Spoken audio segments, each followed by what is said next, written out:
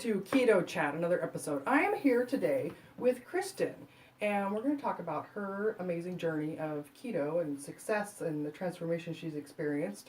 So, Kristin, tell us, who are you? Great question, as I already said. The hardest question I'm going to ask you. The hardest question, I think so. Oh, that's a good question. That's a hard question. I'm serious. Okay. Let's see. Who are you? I don't know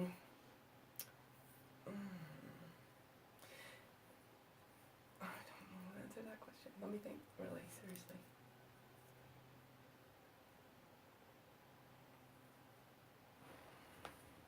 Could we start with something else?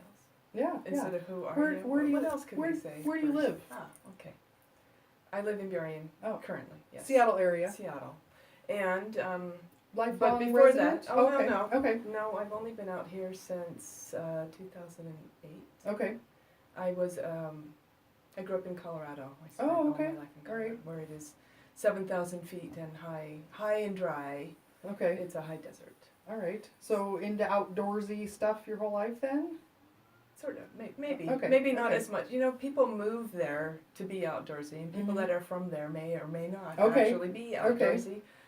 Like, I'm not a skier, so I don't care much for snow. Snow means, like, shoveling, you know. So to me, I was glad to get away from the snow. Every winter in Seattle, I think, oh my God, it's not going to snow. Yeah. It did snow, You're never actually. Gonna have to shovel here. No. And people don't even own shovels here. That is right. so fascinating to me. The first winter I was here, it did snow. It was March in 2009, I think. 8.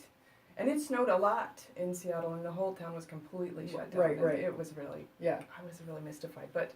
And I didn't know that it didn't normally snow in Seattle. But, anyway, so Colorado, lots of snow, and I lived next to my parents, and there was lots of shoveling to be done. So out here, no more shoveling. I like Seattle. I like the moisture, and I like to garden, so I like that moisture falls from the sky. That's pretty exciting. Except it's been awfully dry here the last few summers, right? Yeah.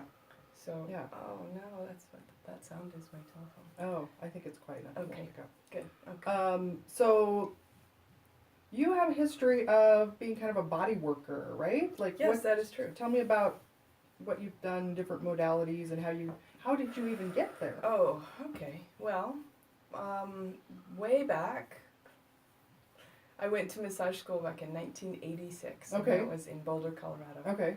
Back then, massage was still considered like an art form. Okay. Nowadays, not so much. It's kind of entered a realm of technical schools. Like, you can go to massage school now, and it's kind of like going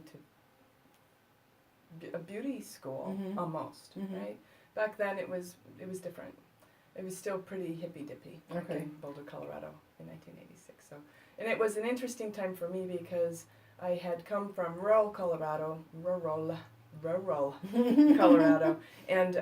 where pretty conservative, pretty remote. So when I was up in Boulder, it was a bigger city, and there was stuff going on, and I was in massage school, so I was interested in health, body work, health modalities, and I was really young, and it was this wonderful experience of getting to explore all different kinds of health modalities. So I was in massage, and then in that school, like, there were some classes like in herbology or something. So I got interested in Western herbs. I studied a little bit Western herbs. Then I got interested in Eastern herbs. I did Chinese herbs and acupuncture, of course, all kinds of body work like acupressure and shiatsu and what they were teaching us in massage school at that time. And somewhere around in there, let's see, I was working and going to school, and I was tired a lot, but I was more tired than I thought I should be. So I started looking, and that's why I was looking at all these health modalities, was I wanted to know, I felt like, why am I so tired? I didn't really know, so I started looking.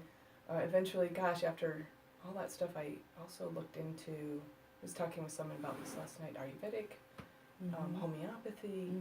I went to a Chinese practitioner, and he put me on lots of herbs, did some acupuncture, and I just didn't get better. I was tired, and I was kind of depressed. And how long ago was this? It's a long time ago. I was like 23. Okay. This has been 30 years ago. Okay. So I went to this practitioner who was really well known to be like this great Chinese practitioner in Boulder.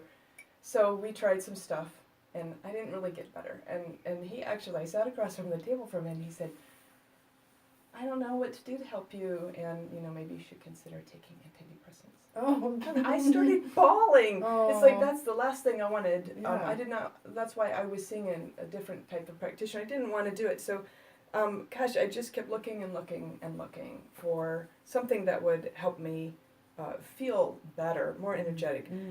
I have come to think now that it was hormonal. I think because really, I was a normal kind of happy, active kid, but by the time my periods came on, like crash and burn. I mean, before my period actually started, the mood swings in the 7th and 8th grade were just like, I don't even remember them. The hormone influx was crazy, right? And crazy making. But I didn't know. Who knew, right? Who knew? I now have come to think that all of that stuff was hormone related.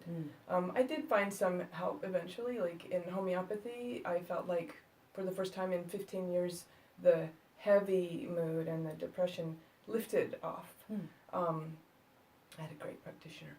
And, but it didn't, let's see. Some life circumstances intervened. And although I feel like I wasn't ever quite so low after that, I continued in my search for, now I wasn't so feeling like kind of depressed, but still low energy, feeling like, people would say, you need more exercise. So, but you know what? The more I exercised, the more tired I got. Like I didn't feel better when I got exercise. Then I was a single mom raising a kid for 17 years, so that was tiring in and of itself in its own way. And then so the other thing that happened was along in there after I graduated massage school and I was doing massage. I had a serious accident. Okay. Yeah, kind of like you. I was living in Boulder, and the wind blows in Boulder, so the wind blew a tree down and it fell on me. This is an unbelievable story that you're even sitting here now. I can't believe I'm telling telling it. Wait till you hear this story. Right, so a tree fell on me in a windstorm, and somebody else. I happened to be hugging someone when this tree fell on us, right? So it broke my neck, broke my 7th cervical, kind of straight through the body this way. And then I had some damage like to my low back and sacrum. So, wow, I thought if you broke your neck that you just died, right? And they told me that my neck was broken. I think I said something like that, like, how come I'm not dead? Right. So, but luckily no real serious damage. Did you have you in a body cast, neck brace for how long? Like I had a regular hard collar for 3 months. That's all? Like you could walk around and stuff? Yeah. Wow. You take it off to shower, just don't look down. Because you might die. Wow. Yeah, pretty weird that could happen, but I didn't really have a lot of residual problems with that. Okay. I still have some trouble sleeping. I have trouble getting my neck comfortable. Okay. But that'd be really scary though. Well, what do? You had a serious accident, right? So your body takes over. You enter that state of shock or whatever. Yeah. And it was kind of shocking. Trees fall on people actually all the time. I know other people who have trees fall on them. I knew someone who was driving her car last Christmas. They were driving the car and the tree fell on them. Wow. While they were driving. Think of I was at least standing still when this tree fell on me. Here these are people driving by in a car and a tree fell on them. And, and seriously, their lives are seriously altered. They really, the mom especially, just... So, but I was young. I healed up pretty well. But I think at that time I got into doing a lot more yoga. I started to do yoga, had I? Maybe I didn't start doing yoga for maybe a year or two after that, because that was really helpful. If I did yoga, I was pretty much pain-free. Yeah, so that was really helpful. So, and then at a certain point, because of my accident, I wasn't able to do my massage practice the way that one might do in order to support oneself. Okay. Right? I couldn't really do that much work because my back hurt if I was standing too long, or leaning over the table ever so slightly was difficult for my back, so I got to go to, I got some rehabilitation money from the state, which was interesting, and I went to a natural cooking school. Oh, yeah. In Boulder. So it's Boulder, right? Boulder, the natural known universe Yeah. of everything natural and groovy. And what year was this? Approximately. My accident was in 1988, so a couple years later. Okay, so maybe early 91. 90s. Okay. I think 91 Yeah. maybe. Now Yeah. I know what the Boulder Natural School of Cookery is all about. But You do? Do you know Joanne Saltzman? I don't, but I just know one of my professors at Oh. Bastyr went there as well. Isn't that interesting? Yeah. So tell everyone like what the focus of the training is there. Yeah, well, Joanne Saltzman started that school back when she was a single mom, and I'm not sure how long she was doing it when I showed up, but it was basically vegan cooking. Yeah. No dairy, no meat, although she did offer some fish classes. Okay. There was a couple classes we had. She was really focused on grains and beans, Mm-hmm. and pretty low fat, right? I mean. oh yeah, totally low Yeah. fat. Well, although she did talk about different oils. They were all vegetable oils, of course. Okay. She did her method. It was really cool. Like, I'm a good cook. My mom's a good cook. I learned how to cook, in a real traditional sort of way. I got interested in cooking in a more simple way. I just wanted it to be easy, simple, not too many ingredients. And the way that Joanne set that up is almost like a little template where you looked around. What do I have in my kitchen?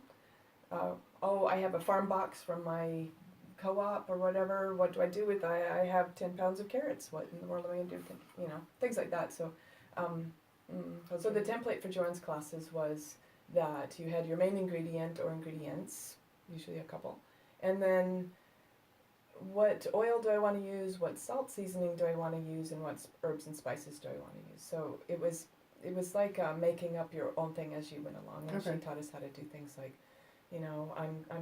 here's my food, and I'm thinking about putting this ingredient in. This is a great tip, by the way, for cooking. Like, okay, I'm gonna taste my food, and then I'm gonna smell the ingredient, and if it seems like it's the right, you pretty much either get a yeah or Yeah. right. So that's a great tip for cooking. Anyhow, so I learned how to cook like that, and it's really handy because you've got a recipe maybe. Like I get online, I look at recipes, and then I alter them. Right. Look at what do you want to make, and then you get 3 or 4 different recipes, and then kind of combine them using that sort of intuitive thinking.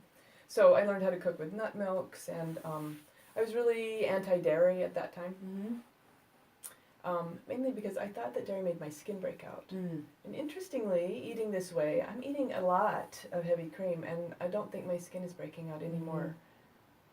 So it may be hormonal balance is part of I'm pretty sure that's really part of what's going on. Well, partially, and also it helps your immune system work correctly. So my son, and you're referring to eating this way by switching over to keto. Right. You can eat dairy now before.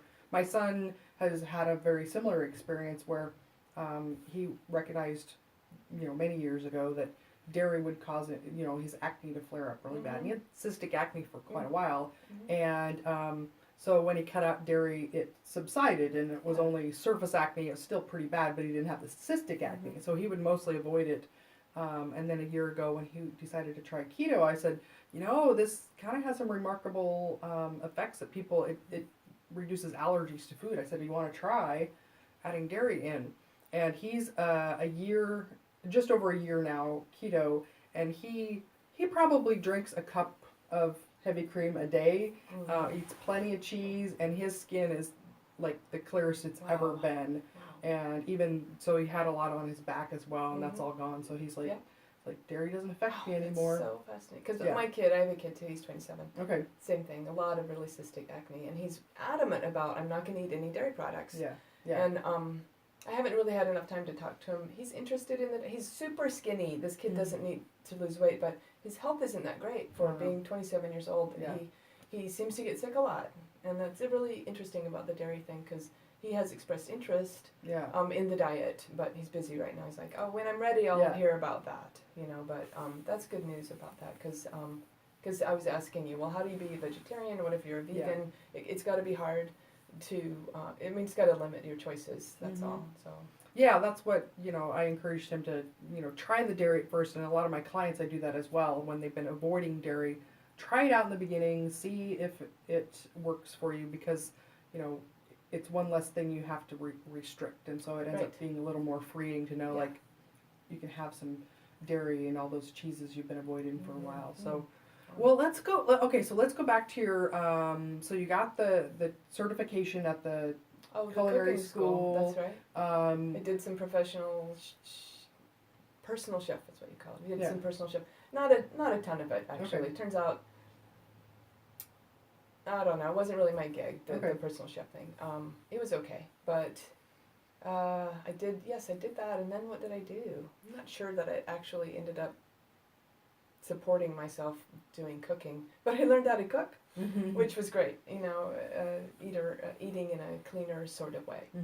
But, so then I was laboring under that idea that, beans and grains and... Yeah. Well, if it's low fat and it's vegan, like, it's pretty much a really high carbohydrate diet. Yeah. That's the only thing that's left. I mean, there's a little fat, but yeah. Right, so that's how I ate for a long time. And I think I never really had a weight problem. At a certain point, how long ago? It could have been maybe, I don't know. My weight started going up a little bit, maybe in my early 40s. Okay. That's what a lot of women experience, the ones that have never had a weight problem their whole life.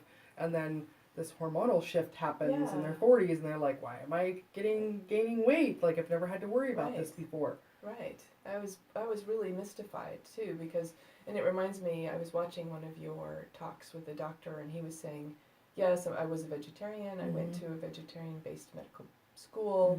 We completely believed this. He said I was eating all vegetarian, and I felt crappy. Yeah. And I couldn't figure out why I felt crappy. Right, because... That's what I thought. I was eating, I was like, this pure, clean vegetarian diet, especially when I was not eating any dairy products. And I can't say that I had, I mean, I like to think that I have some body awareness, having been in body work for so long. But it almost just seemed like nothing really, I wasn't very aware of how food affected me at that time. And of course, besides for just carbs, sure, sugar was just like my last holdout of, this thing is bad for me, I know it, and... Here she comes. Hi. Oh, you're moving so slowly. Come on. I love kitties. Our studio kitty's making an appearance now. We'll see if she comes on camera. Yeah, well, and that's what so many people do, is they're really puzzled, because you were doing everything right? You were eating this clean, pure, vegan diet. You were doing all the body work, you were doing all the complementary and alternative healing modalities, you had all the support, and so why were you gaining weight, and why were you still not feeling very well? It was probably a huge puzzle. It was a huge puzzle, and at that time, I did Weight Watchers, which just, it works, and it's just sort of grueling, oh my gosh, I took 14 pounds off. We were planning to go to Hawaii on vacation. Okay. I had this couple of months to try to do that. So I think in a 2-month period, I was able to take some of that weight off. But what was it like trying to, because Weight Watchers are all about cutting back on calories, smaller portions, and exercising more. And no fat. Yeah. Really, just, oh my gosh. And at that time especially, right? Yeah. Oh, and it was right after Thanksgiving. It was between Thanksgiving and February. Okay. It was, the holiday time here where there's all of it. My family eats tons of treats at holiday time. Yeah. We play cards. The treat thing goes around with all of these delicious homemade things on it. Oh my gosh. So that's when I decided to try to do that. And it was hard. Yeah. I really clung to my sugar things. Like there were these suckers. They were called chuppas. Oh, I remember those, yeah. Fat little things. Yeah. And interesting flavors. And I got some of those, and I could have, they were like 1 point. And I'd save it out so that I could have my wine and my chuppa.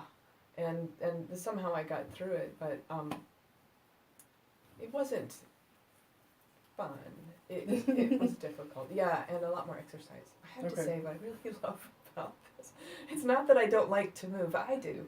But, and all of this time trying to exercise was just made me more tired. So I never was really sold on the get more exercise thing.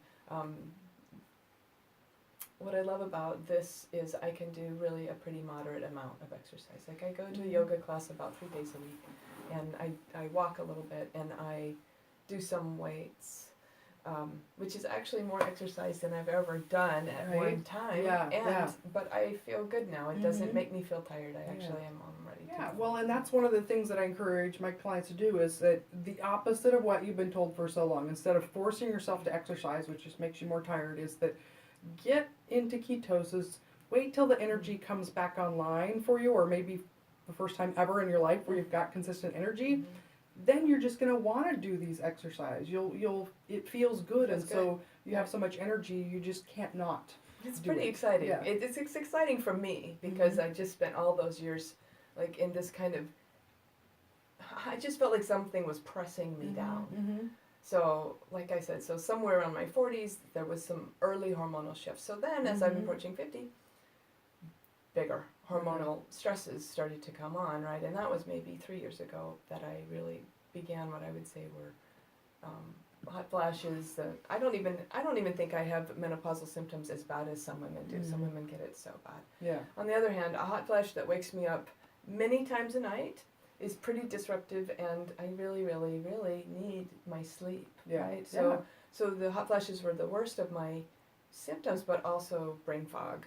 I felt like I was on drugs. The first time it happened, I was talking to somebody, and it was like, this thing came on me, and I'm like, wow, I feel so weird. And I didn't know what it was. I just didn't know. And then it didn't happen again for a long time. I mean, it might have been a couple years before that happened again. But now I know what it was because then it came on more consistently as my hormones really started to shift.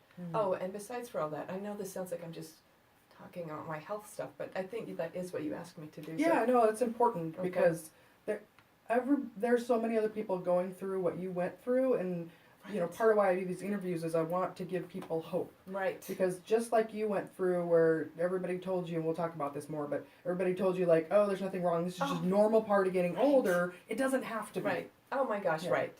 So, so a few years ago, actually, I was working at Trader Joe's. It's a hard job. Yeah. I was working up in Bellingham. I think they think it's maybe the 5th busiest store in the nation because everyone comes down from Canada to get dairy products. Anyway, carts and carts. Anyway, it's a hard job. Lots of heavy lifting. And I always sort of prided myself on being like strong and robust. But enter all those hormone shifts.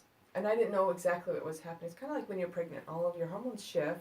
My joints kind of got loose, and meanwhile I'm hauling around boxes, taking giant boxes of apples, 5 in the morning, I injured myself working there because I think my joints were loose because of all the hormonal shifts. But I didn't really know exactly.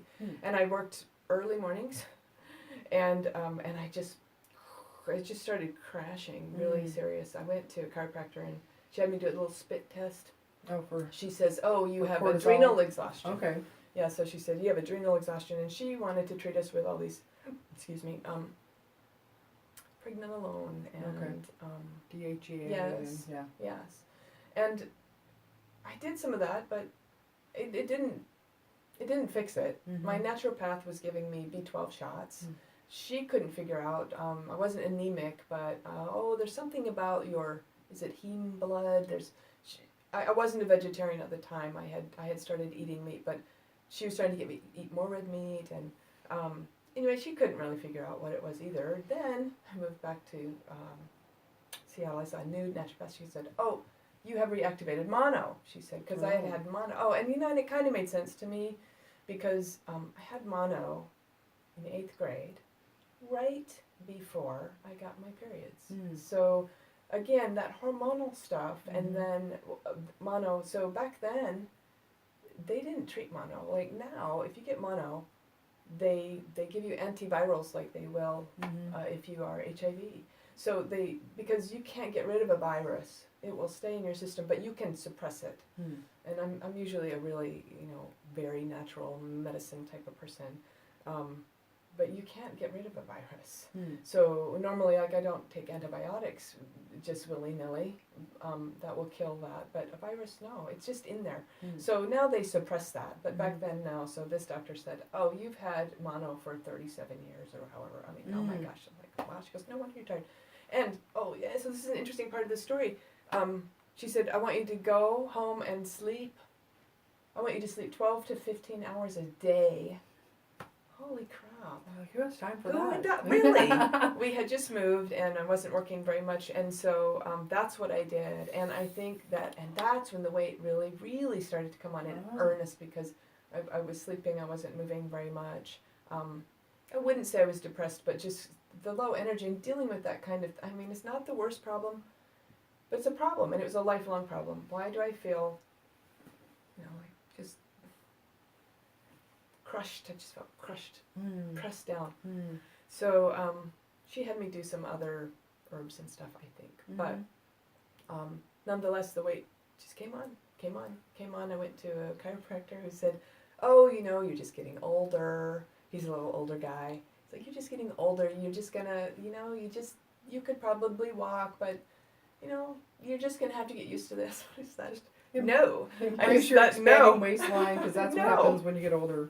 It's just not inevitable that we're gonna get old and sick and tired. I just don't believe that. Right. And and then a different naturopath, she said the same thing essentially. She said, oh, your body's just reaching a new set point. I'm in distress. I'm there talking to her. I'm trying to figure out what we can do, and she just doesn't know. So I started reading about insulin resistance. I don't know where. I do a lot of research on my own. Online. And I thought, maybe this is part of the issue. I mentioned it to her, but she really didn't have very much to say about it. So I just did sort of more research. Here she comes to make her appearance. She's always got to be in the background here. That's right. Her tail is so cute. Look at that. Oh, I'm going to scratch on this. I didn't declaw her, but I got her. She was declawed, and so she can scratch all day long on the furniture, and it doesn't hurt anything. Come here. Come here, baby girl. Oh, come here. Okay, so insulin resistance. I started resistance. I started reading about it, but I still didn't really know what to do about it. I have to tell you, I don't really remember when I found out about a ketogenic diet, except from Paula Rentmore, and you did a chat with her. Chiropractor here in the Seattle area. Right. Yeah. She's been doing keto for a long time. 24 years. Yeah. When people always ask, like, is it safe to do it long term? Go watch that video with Dr. Rentmore. She's the picture of health. Yeah. She's been doing it 24 years. She's doing great. Yeah. So she and I talked about it a little bit. Still, it looked like it was going to be hard. Like I read a little bit and I thought, oh God. So then I found out about you from her. Okay. Because I watched that video, and so I thought, I'm going to call Carole and ask her to help me. I thought, I'm going to pay some money to help me, because I just knew, I just knew it was the right thing, but I didn't want to fail, and I wanted it to be, I just needed guidance.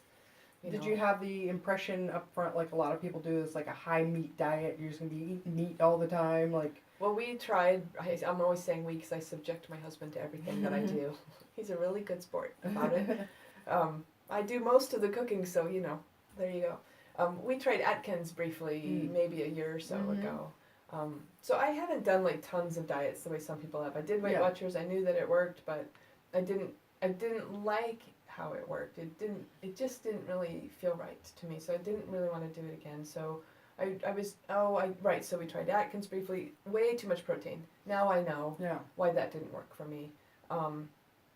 I read some other books about insulin resistance and sugar, how to stop eating so much sugar. There's some cardiologist in town, I can't remember his name, who wrote a book that's called something like the Sugar Blockers Diet. And he talked about, he kind of shored it all up with the Mediterranean diet, like eat vinegar before you eat your meal. So eat your salad with vinegar on it, and that will help suppress your need for sugar or something. I don't know. It had some good ideas, but also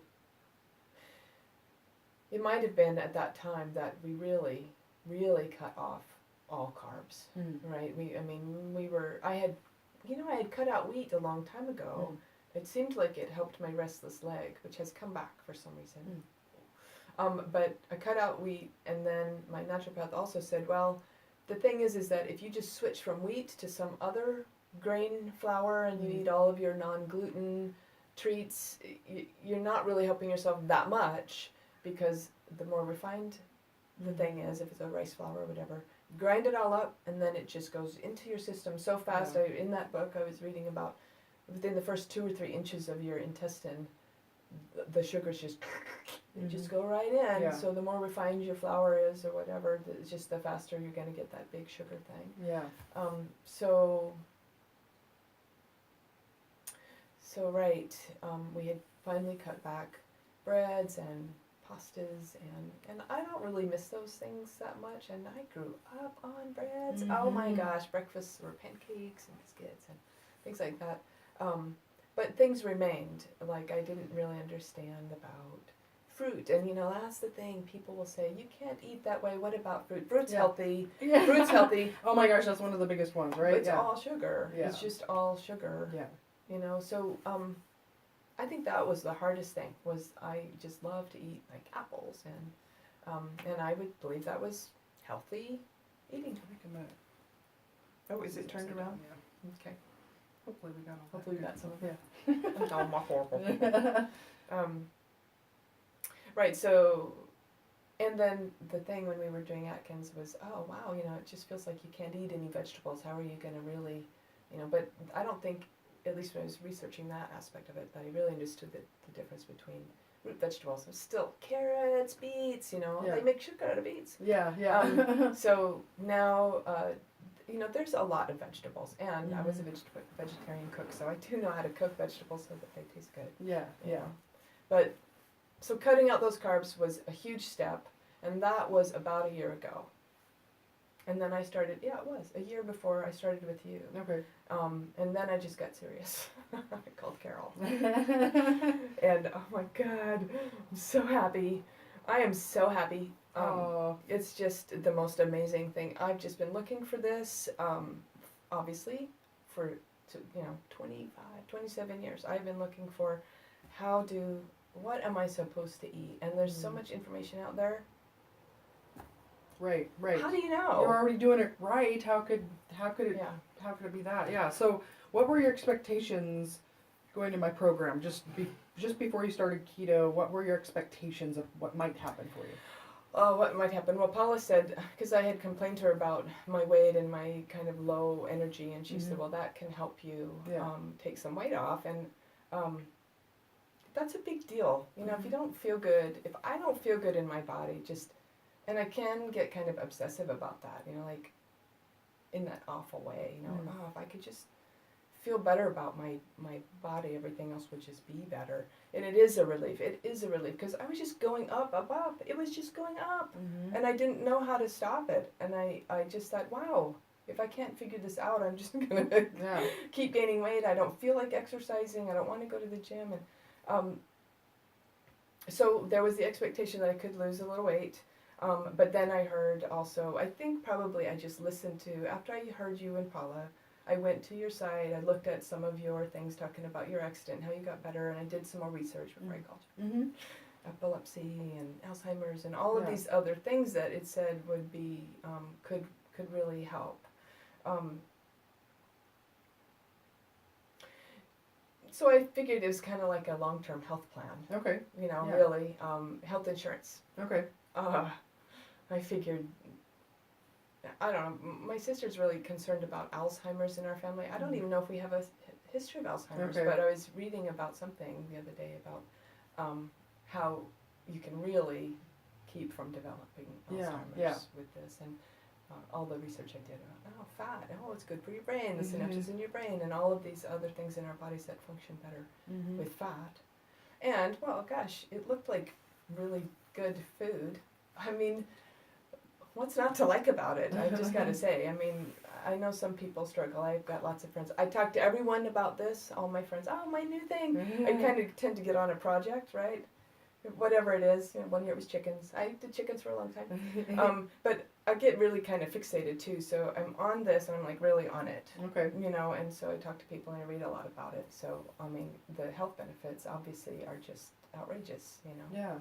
Yeah, so you expected you could take off a few pounds, you expected to get a little more energy, and then you expected that you could prevent dementia. So yes. what was your actual experience like? What did you actually experience?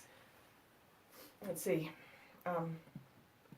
Well, when I chatted with you too, and you talked about leveling out hormones, that was big. really big because the insanity of, I have a friend who calls it the carnival of hormones. You're not really there yet, I don't think. Oh, so part of what happened from the accident, because of the pituitary problem I was having, it pushed me into early perimenopause. Oh gosh, yeah. And so I that was part of the picture of what is wrong with me when I'm having all these hormone problem issues, and but so it's questionable where I'm at on that, because this helps with balancing things out so much that I don't really have the symptoms that most people experience when they go through that. So, and maybe you won't. And Paula told me she never did. Yeah. Because she was doing a ketogenic diet for so long, Right. and during that transitional time, that she just never had any hormonal imbalance. So that is so exciting. Yeah. But testing my hormones, I'm that shows that I'm in perimenopause, but I just don't have the symptoms. Oh, lucky you. So yeah, lucky you. So I had great hopes for, hello kitty, high hopes for some relief from my menopausal symptoms and the brain fog. I can concentrate a lot better. So in reality, things that have happened. Oh my gosh, it's so exciting. My mood is so stable. I love that. I gotta say, the sleep stuff is in process. Yeah. I talked with you last week. I have done, let's see, I've done 4 castor oil. Okay. 4 castor oil packs in the evening. And I started going to the gym to do some sweats. So Carole told me that sweating would be good, and castor oil packs to help draw stuff out of the liver for a liver detox, plus drinking some liver detox teas. Okay. But I think it is better. It's good. It's gone through some phases. I think it's definitely gone up and down. But the thought is, what Carole told me, estrogen's stored in your fat. So as the fat is coming away, I'm so excited. I've lost 15 pounds so far in about 9 weeks. So if the fat is stored in the estrogen and the fat is going away, then what happens to the estrogen? Where does it go? Yeah, so excess estrogen in the body needs to be detoxified in the liver. So basically broken down and, excreted from the body. And the liver's doing a lot of work when you're in ketosis. It's processing fat, it's making these ketones. And so it gets double duty that it needs a little more support sometimes for some people. And so we found women that are going through, if they come into it and they're experiencing perimenopause symptoms, they tend to need a little more support with liver detox than average. And so it can feel like it's flaring up more symptoms. It's just because as the fat gets released from your cells, there's a little more estrogen going on as well. And so it's like, oh my gosh, is this making it worse? It's like, it's actually just flushing that stuff out. So helping it flush out even more efficiently. Yes. Can I help think that's normalize exactly things. what's happened, because there's been some highs and some lows. Yeah. And I think I'm just going to keep doing sweats and detoxes, or the it's very relaxing, castor oil pack on your tummy.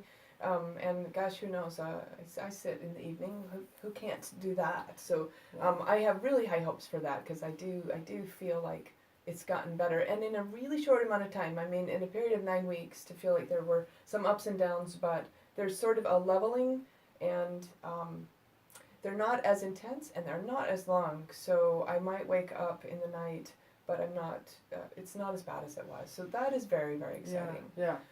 What other things, too much information, as that guy Dave said on whatever. And somebody else pointed out some level of incontinence lessening. And I have one child.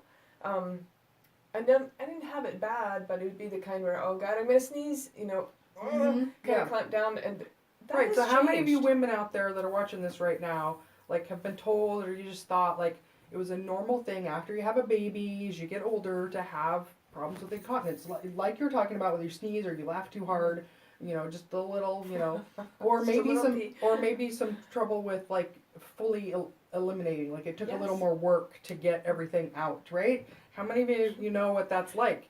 And so we were on one of the coaching calls, which is the support part of my program, And one of the other ladies shared that, hey, I've noticed this has gone away.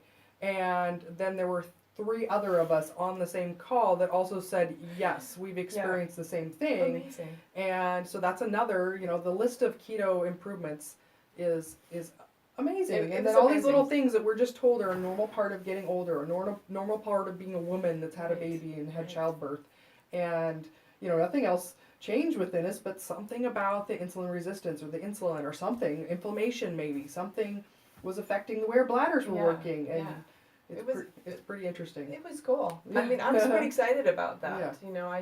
It was exactly, I thought, I'm just getting old. And, that's the thing was, I'm 53, I'm just too young to be this old. That's how I felt a few months ago. I just thought, this just is not right. I just refuse to accept it. Yeah, well, good for you. Yeah, I mean, that's a lot of who I work with is the people are like, I think I should be able to be in control of my health, and I'm not willing to sit back and take this. Yeah. Like, I should be able to be in control of this. And they've searched like you. They've tried everything. I mean, that's where I was when I came into this. I've tried everything. I've sought out every healthcare provider I can possibly think of, and trying and trying. So I love that it's so simple too. I mean, at first I thought it was going to be a lot more complicated. It's so easy.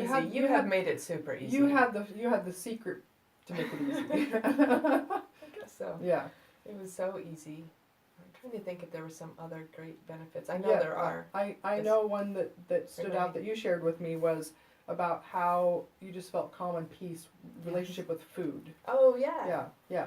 Yeah. Oh, one of the things I love is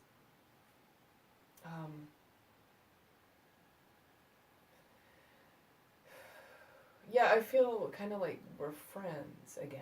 Mm-hmm. I don't, I spend less time having to think about food. I spend less time actually shopping. I spend less time cooking. I do spend less time eating. I spend less time cleaning up. We're spending less money on food. Yeah. That is crazy. That's another myth that people say. We thought it was going to cost more. I can't do keto. It costs so much. People spend less money. Saves money. Yes, it does. Well, we don't eat out as much. I'm only like 10 weeks into it. We used to eat out a lot. And then because of, starting out and the instructions, I followed them to the T. Just make your meals really fast and easy at first, and then, but now if we do go out, there's a few things I can go to really quick. Oh, you can have a hamburger with no bun on your big salad, etc. Eat only half the meat. Lots of blue cheese dressing is great. But so eating has gotten kind of simpler. Mm-hmm. Interestingly, I kind of function better with less choice in a weird way. So like there's the whole world of food, and now I'm looking at a kind of just a little sliver triangle of it that there's still plenty to eat in there, but it makes my choices a little easier. And that works okay for me. Maybe other people wouldn't be so good with that, but it works good for me. I mean, I've been cooking for a long time, and I like to cook, but I'd like it to be simple and easy, and really quite clearly laid out. What is the food that's going to make me feel good? Oh, what else? There's other things, though, about just feeling good to think about. I kind of lost my train of thought there for a minute. So with less time, well, probably this is a good time to talk about your adventures. So as people move into ketosis and become keto adapted, their appetite normally just goes down and down. And there's a lot of research now showing that the less frequently that we eat, the more healing that actually can go on in the body. And so part of, my program is to help people, to go from eating 6 or 8 times a day down to 3 meals a day and maybe 2 meals a day, and then see how it feels to maybe have 1 meal a day, just following that appetite. And that naturally leads into fasting, so a little bit longer fasting. And so this is something that people, begin to be able to explore, because when you're not constantly hungry and then you have a steady energy supply, you're not crashing and burning if you're not eating, it makes it so much easier to actually do some fasting. And so share with us, before this week, what had you done fasting wise? I had tried fasting in the past, and it was really, really hard. Because that's a normal part of like, healing protocols, is to do like a detox, a fast, a cleanse, right? Right. So you'd done those before and I you had felt done, miserable. I had done different types of fasting, Okay. like I think there's an Edgar Casey fast, which is apples and olive oil. Oh wow, You ever okay. heard of that? You can get all the apples you want, I can imagine, yeah. and the pectin and the fiber is supposed to drag through your colon, and then you drink olive oil. Olive oil makes you go right. very fast and frequent. Still, it was hard, I mean, because think of all the sugar you're getting. So you're eating an apple and feeling okay, and then crashing, and then you're eating another apple. So I'd eat apples all day. It goes to a sweat lodge or something. I've tried lots of different healing modalities. Yeah. It's just part of who I am. And and I tried just not eating or doing things like maybe broth or something. Did you ever do the master cleanse? Yes, master cleanse, syrup of course. And cayenne. Yes, we did master cleanse. I'm sure years ago. So anyway, when we started talking about intermittent fasting, I thought, well, I don't know. I mean, it just seems like it would be really hard. But I love this. I love not being hungry. Oh my gosh, I love it. I feel like I'm not ruled by my body needs. I love being able to go hours and hours. Like, I have to leave the house, so I have to think about. In a few hours, I'll need to eat something, and where am I gonna be, and what will we get, and how will I feel? And it's like I don't have to do any of that. Oh my gosh, I so identify with that because it was like, okay, I better pack some snacks with me because I know I'm going to feel miserable if I can't stop somewhere and eat in 2 hours. So just to be sure, better pack some snacks with me, and I probably better eat right now again too. Prophylactic eating. Yes, exactly. I did a lot of that. We're going to be hungry later, so I'm going to eat now. And I'm like, well, I don't know if I should be eating if I'm not hungry. Carole says, no, don't eat if you're not hungry. So that is so fun. I'm not sure why it delights me the way that it does. It just feels good. I'm not a control freak. It's not like that. But I feel like I ought to be able to decide what I put in my body. I feel like I should have control over that. So, and in the past, it's not like I was a compulsive eater or anything, but I just had trouble. I went to a party last night, and you know how close it is to Halloween, right? So they had candy. Everybody brought all the stuff. And I just stayed away from the table, but I didn't feel compelled to eat it because I just knew that I wouldn't feel good. And of course, I didn't want to break. I don't want to get out of ketosis. I'm happy. I like being not hungry. So a few weeks back, I did like 1 day of an egg fast. I thought it would be easy because I like eggs, but I just didn't really like it. And at that time, everyone was talking about intermittent fasting anyway, so I thought, well, I'll just...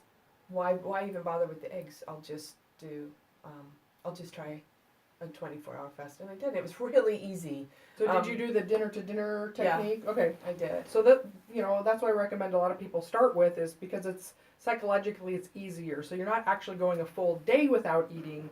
You eat dinner as your last meal on day 1, and then you just wait until dinner the next day to eat. So you get 24 hours fasted, but psychologically you're not actually having to go a full day with not even getting to eat. So that's a really easy one to start with. So easy. And once you're in ketosis, it's really, really easy. It was so easy. I couldn't believe how easy it was. So then I think a week later I did 48. Okay. And again, it was just really easy. It's not super easy when you live with someone who, I keep talking about my husband, but he's not interested in the fasting. I'm like, that's fine, you don't have to be, but it's, for instance, okay, so he's away this weekend, so I decided to try a longer fast. I was spurred by Joni, who did a 5-day fast. Yeah. She's out east somewhere, isn't she? Yeah. And she surprised us all on the call. She's like, I just did 5 days fasting. It was no big deal, no problem. We're like, wow, I didn't even know you're doing this. Right. And she said it was really easy for her. So I decided I would try that too, and and then I read some of the things that you put on your various social media pages. Who's the guy in the book that we just got? Dr. Jason Fung. Yeah. He's a physician in Canada. He does a lot of fasting, low carb, ketogenic diets, and combined with fasting for treatment of type 2 diabetes in his clinic up there in Canada, Toronto, Canada. And he just came out with a book, The Ultimate Guide to Fasting. Really, really great book. It's with Jimmy Moore too. So he ordered it. I haven't gotten it. Okay. I'm excited to get it. So I think it was a video I watched, and he talked about intermittent fasting, and I was like, wow, you're kidding. The things that he says it will help with are just crazy. The thing that was so the most interesting was he said something about, so if you do an extended fast 4 to 5 days, and at that time, this was a few weeks ago, and I thought 4 to 5 days, oh my God, oh no, I'll never do that. But he said the benefits of that lengthier time are so great. He said, tell me if I'm getting this right, okay? Because I just watched it once. I haven't read my book yet.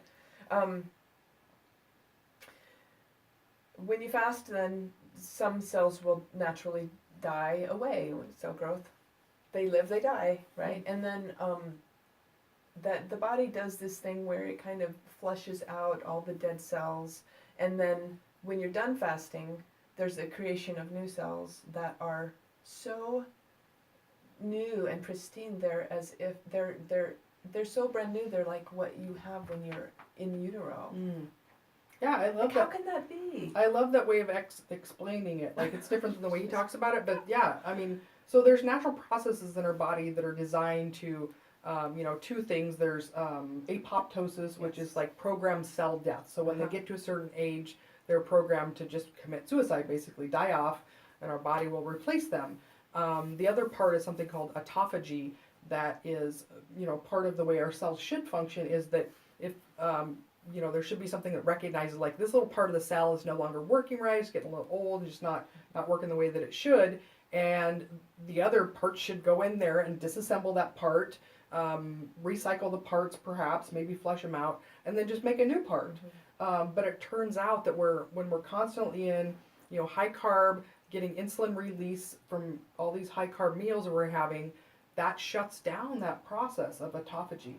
And so instead of the cells getting, that ability to, catch those changes early, the things that maybe precancerous changes or just things of aging, parts of aging, they don't ever get repair. And so if you can go a 4 or 5 day fast, that gives the body enough time to really do a lot of those repairs. Right. So that's what we're seeing. And in the book, he talks about how this is a practice that's been around for hundreds of thousands of years, as renewal, cleansing, detoxification, and so it turns out that it used to be something that was done all the time for this, and it was known that wisdom was known, but as we moved into this fear of fat and a high carb diet, that it makes it pretty strenuous, almost impossible to actually do those fasts because you feel miserable. Starving. So now you get the power of actually harnessing this ancient form of healing. It's amazing. So when you're not hungry, then it's really easy to not eat. Yeah. I did. I think the first on the 24, I did some fats, just like coconut oil or the cacao paste that is hardly has any flavor, right? Yeah. You know that product. And that helped me on that first day. I thought, I can't eat anything. My brain, psychologically, the brain that's saying, you should be eating. Yeah. Oh my God, it's been 4 hours. So even if I wasn't sure I was hungry, but my brain told me, I took some fat. And that just helped me get through it. Yeah. So anyway, so today is Saturday, right? So I ate dinner Wednesday night. Okay. And so I figure if I go Wednesday night to Thursday to Friday to Saturday to Sunday. Is that right? Do I eat Wednesday night? Anyway, by Monday evening, I had it all worked out. By Monday evening, when my husband comes home, I can have dinner with him, but I won't have eaten anything for 5 days. So at this point, you're almost 3 days fasted, right? Yeah. How are you feeling? How are you even sitting here? How are you not eating my arm off? I don't feel hungry at all.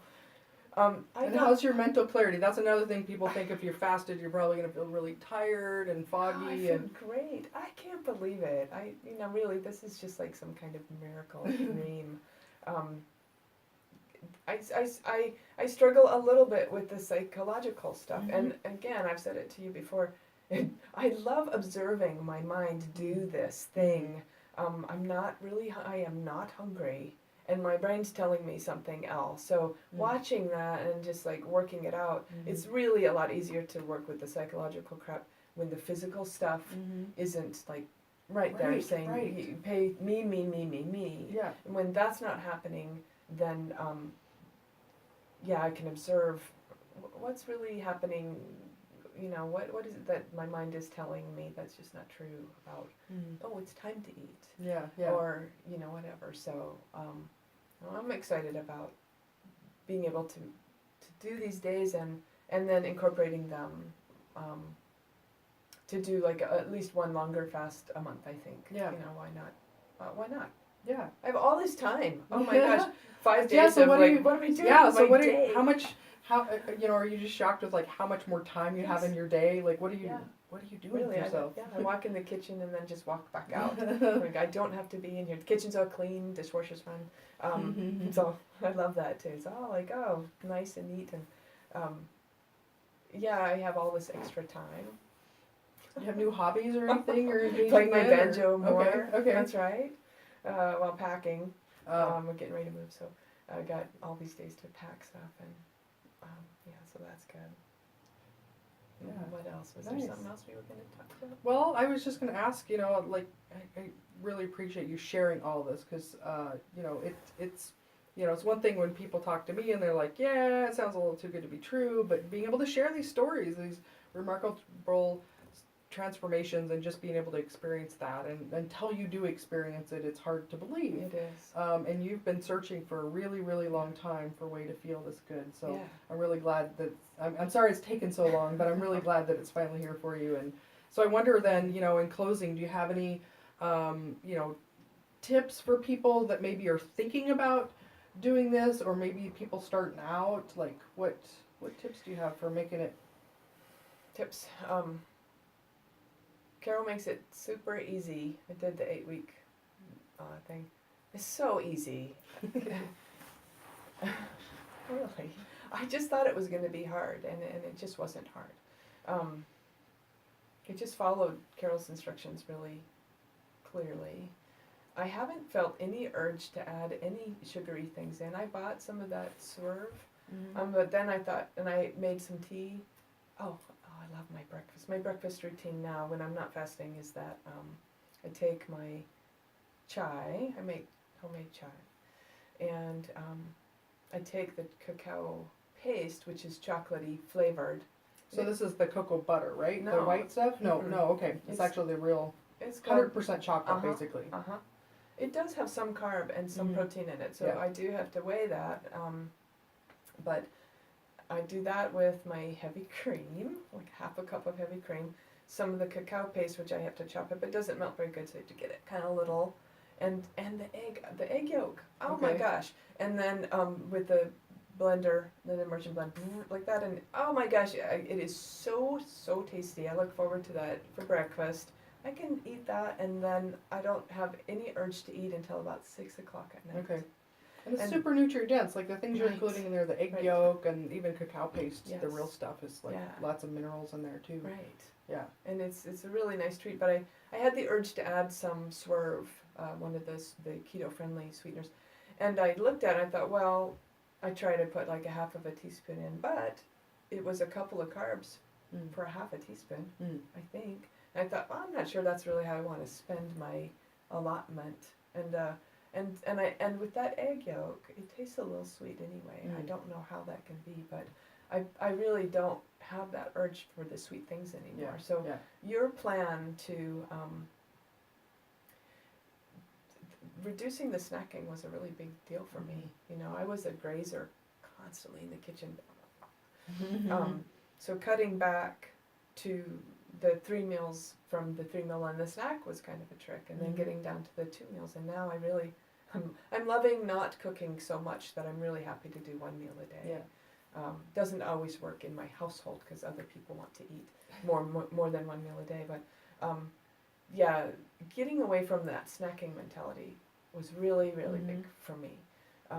Well, the idea that, I'm sorry, go ahead. Oh, but it turns out that, so we've all been programmed that you need to eat every 2 to 3 hours, if that's healthy. It actually is backwards. So it turns out that that's a sign of insulin resistance. It's a sign that our metabolism isn't working correctly if we have to eat every 2 to 3 hours. And then there's that psychological attachment to it, like you experience, where it's like, but I'm going to feel miserable if I don't eat every 2 hours. I can't give this up. But you get there and then it's so freeing. Why the diets that tell you that eat every couple of hours? What is the thinking on that? Yeah. Even I don't really understand that. Well, there is a small thermogenic effect of eating. So when you eat, it turns up your metabolism a little bit, and so there's the thought that like the more frequently you eat, the more you're going to turn up the thermogenic effect of eating in your body. But the problem is that the weight gain is more related to insulin, and every time you eat, you're causing an insulin release, and so you're actually it's much more counterproductive to eat every few hours as far as storing fat than it is just you're not offsetting the thermogenic, or you're offsetting the thermogenic effect in the wrong way, and especially most people are eating high carb things every 2 to 3 hours, and all you're doing is increasing your level of insulin resistance with that. Right. So that reminds me of a question then. So when I was trying fasting before, I heard people saying things like, well, of course it's hard to fast because, now don't lose your train of thought. When you start to fast, your body goes into some kind of starvation mode. Now, but that doesn't happen in ketosis. Can you explain that a little bit? Well, so Dr. Fung talks about that in his book. Oh, good. About the difference between starvation and fasting. Basically, starvation is a non-voluntary withholding of food, whereas fasting is a choice. Oh, right. You're purposefully not eating.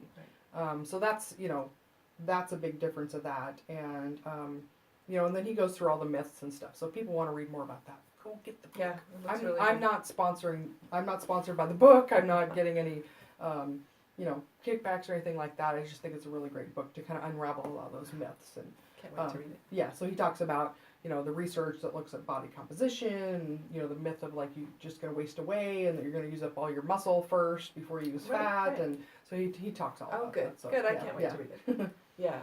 So we were back on tips. Let me think if there's other really quick tips that good question.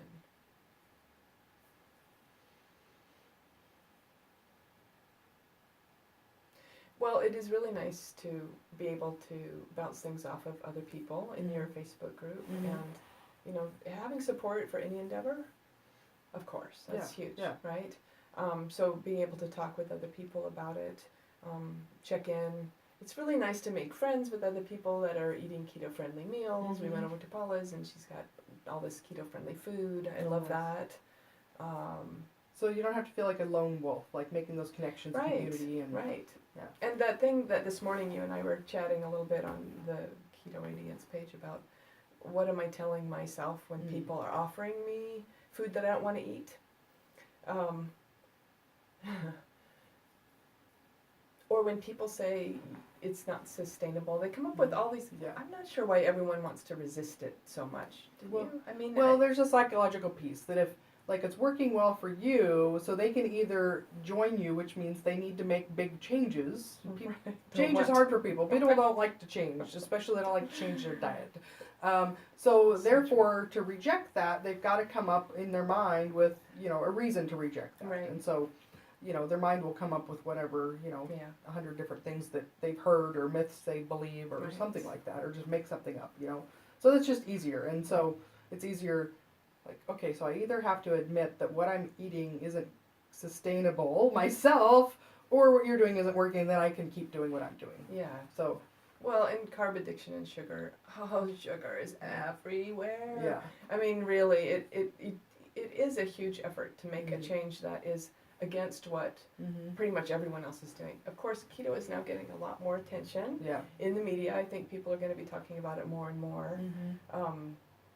And so maybe people will be a little bit less resistant. Yeah. But it is really no fun when people kind of try to tell you what you're doing is wrong. I mean, I think Paula said something about people told her that she was going to die. Right. That you're eating this. You can't eat this way. You're going to die with all that fat and stuff. And also I'm just boggled by what we've been told for so long. Well, another book that I recommend then is The Big Fat Surprise by Nina Teicholz. And she talks about why over the last 30 years we've been told this idea, this hypothesis that fat was bad for us. Yeah. So it's pretty shocking to read that. Yeah. Because it's a mind shift for sure. Yeah. It's a huge shift. Yeah. I think people have to be ready to make that kind of a life change, because it's just not. It's not a task to be taken lightly. Really, it requires a lot of commitment, a lot of.